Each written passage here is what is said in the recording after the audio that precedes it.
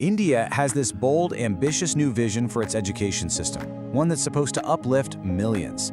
But here's the thing, there's a hidden crisis brewing just below the surface, a problem that could make the whole thing fall apart from the inside. So let's dig in and see what's really going on with the teachers on the front lines. It all kicked off right here, back in 2020, with the National Education Policy, or NEP. And look, this wasn't just some minor tweak. This was a massive, groundbreaking plan meant to completely change how learning happens for an entire generation. And right at the very center of it all, the policy put the teachers. This quote, right here, it's basically the foundation for the whole strategy. It's a clear admission from the top saying, hey, without teachers who feel supported and motivated, none of this is going to work. It's just a dream on paper. So what exactly did this big new policy promise the people who were supposed to be its champions? Let's take a look. Honestly, the vision they laid out, it sounds like a dream for any teacher.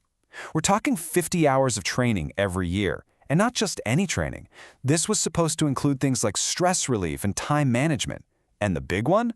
A mandate to cut down their workload, to get them out from under all that non-teaching work. The goal was pretty simple. Create a school culture where teachers could actually thrive, not just survive. Okay, so you have this amazing vision, right? Well, it smacks right into a pretty harsh reality. When you look at the data, you find this really weird contradiction, a burnout paradox that could sink the whole reform effort. And that leads us to the main question we're trying to answer here. If this policy was built to support teachers, why are the folks on the ground struggling so badly? What gives? At first, the numbers seem, well, great. A survey asks teachers, is the profession of teaching stressful? And a huge 79% say no. You'd look at that and think, problem? What problem? Case closed, right? Yeah, not so fast. Because when you just tweak the question a little bit, when you ask how many of them feel work-related stress day in and day out, that number completely flips. More than half, 55%, say they do. So what does that tell us? It suggests they love the idea of teaching, but the actual job is wearing them down. And we're not talking about a little bit of stress here. Get this, over 10% of teachers say they feel physical or mental exhaustion at least once a week. Now that isn't just, oh, it's Friday, I'm tired. This is a state of chronic burnout. There is a massive disconnect between the policy's promises and the reality in the classroom. So what is it? What's causing this? Well, it boils down to this really powerful metaphor researchers use, the dual pressure cooker. Teachers are getting squeezed from two different directions at the same time. It's led to something they're calling the data entry operator syndrome. Just think about that.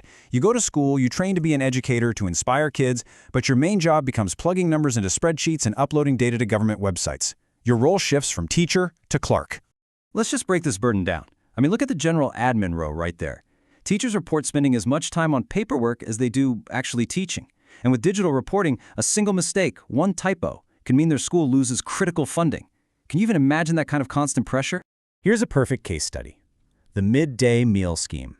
It's a fantastic, vital program. But the day-to-day management, that lands squarely on the teachers. So they have to watch over the food distribution, make sure everything's hygienic, and then spend a chunk of their day, every single day, logging and reporting all the data. That is time stolen directly from their students. So you end up with this huge gap. On one side, you have the whole reason people become teachers in the first place, to inspire, to educate, to connect.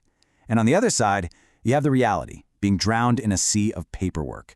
And that gap, right there, that's the breeding ground for burnout. And listen, this isn't just a problem for the teachers. Their stress creates this devastating ripple effect that washes over the entire education system. It's a full-blown crisis in the classroom. It starts with just massive structural problems. In some rural areas, you've got a pupil-to-teacher ratio of 47-1. The recommended number is around 25-1. So you take a teacher who's already completely overwhelmed with paperwork and you put them in a classroom nearly double the size it should be. And the result for the students? It's just tragic. The Annual Status of Education Report, a huge study, found that only 23.4%, less than a quarter, of rural third graders could read a second grade level text. When teachers are stretched that thin, the most basic fundamental learning just collapses. And you can actually put a number on the damage.